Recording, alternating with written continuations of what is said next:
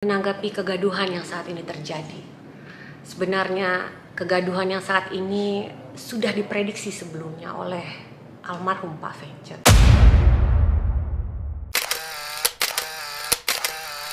Perkenalkan, nama saya Dr. Mary.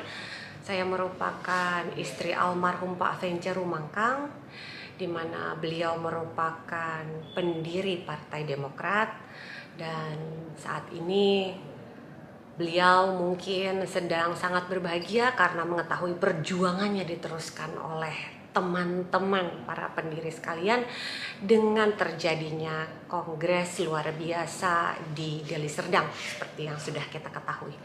Nah, adapun saya di sini ingin menyampaikan buat teman-teman sekalian yang berjuang dalam kongres luar biasa, teruskan perjuangannya. Mari kita sama-sama mengembalikan marwah demokrasi dalam Partai Demokrat sebagaimana dinafaskan oleh para pendiri pada awalnya. Saya sangat berharap semoga partai ini bisa kembali menjadi rumah yang nyaman buat kawan-kawan sekalian, buat kader-kader sekalian di seluruh penjuru Indonesia, supaya kita kembali bersama-sama membangkitkan Partai Demokrat di mana kita pernah berjaya, kita pernah bersatu, menguasai 148 kursi di DPR. Saat ini saya walaupun tidak bergerak atau tidak berkecimpung langsung di partai politik, tapi saya merasakan kesedihan yang dirasakan oleh almarhum suami saya, di mana kita mengalami kemunduran, kemerosotan perolehan kursi di anggota DPR. Isu yang berkembang saat ini, Partai Demokrat dimiliki oleh keluarga. Coba kita mengambil benang merahnya. Di mana partai yang ketua umum, ketua majelis tinggi, ketua fraksi, atau wakil ketua umumnya merupakan garis keturunan lurus ayah dan anak. Sementara pada awal pendirian Partai Demokrat, nafasnya tidak seperti itu. Nafasnya merupakan partai terbuka, mengakomodir seluruh kader-kader. Nah, pada saat ini, partai ini hanya dikuasai oleh dinasti Cikeas. Sungguh disayangkan. Menanggapi kegaduhan yang saat ini terjadi, sebenarnya kegaduhan yang saat ini sudah diprediksi sebelumnya oleh almarhum Pak Vencet. Karena apa? Sebuah negara besar akan menjadi kuat dan besar bila mengingat sejarah, tidak mengabaikan sejarah. Yang terjadi pada Partai Demokrat saat ini sungguh menyedihkan, di mana para pendiri, orang-orang yang telah berjuang berdarah-darah, 99 orang termasuk almarhum suami saya, terabaikan, bahkan pelan-pelan tergerus.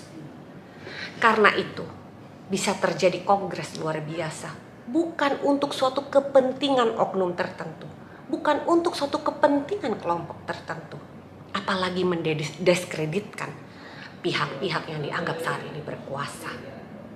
Sungguh disayangkan. Sesungguhnya semua ini terjadi merupakan gejolak hati, pemberontakan karena tidak terjadinya keadilan dan diabaikannya orang-orang yang justru telah berkorban untuk kejayaan Partai Demokrat. Almarhum pernah berkata, untuk menjadi besar partai ini, mari kita mencontoh partai-partai yang lain, memberikan kesempatan seluas-luasnya bagi para kader untuk menunjukkan eksistensinya. Kalau memang mereka berprestasi, beri mereka kesempatan.